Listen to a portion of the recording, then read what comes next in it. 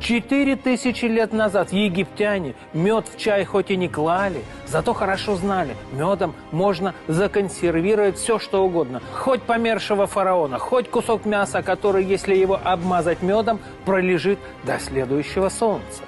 Более того, такой способ консервации используют до сих пор. Хозяйкам на заметку. Например, жители острова Цейлон, даже те, у кого есть холодильники, хранят мясо только в меду. Оно не портится и не меняет вкуса. Но почему мед обладает такими качествами?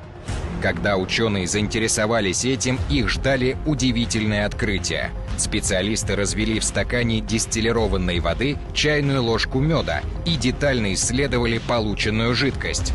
Их ждало неожиданное заключение. Вещество оказалось очень похожим на плазму крови человека.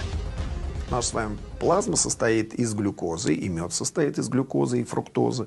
Также в плазме есть огромное количество витаминов, минералов, есть белок, и в меде есть витамины, минералы и белок. И поэтому с уверенностью можно сказать, что мед – это некий суррогат человеческой крови.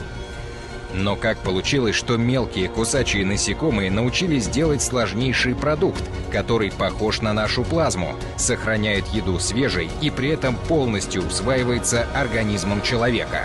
Кто такие пчелы, откуда взялись и как готовят свой нектар?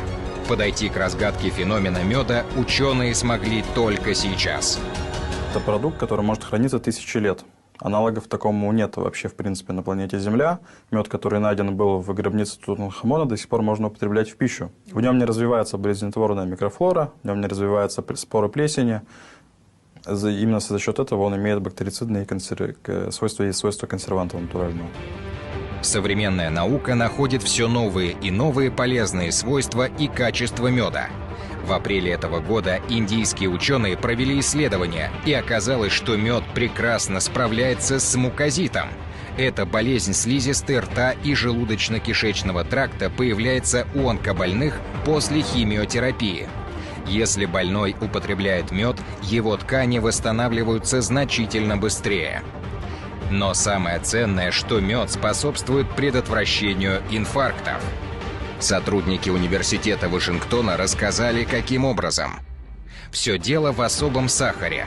Медовый сахар под названием тригалоза очищает артерии от бляшек.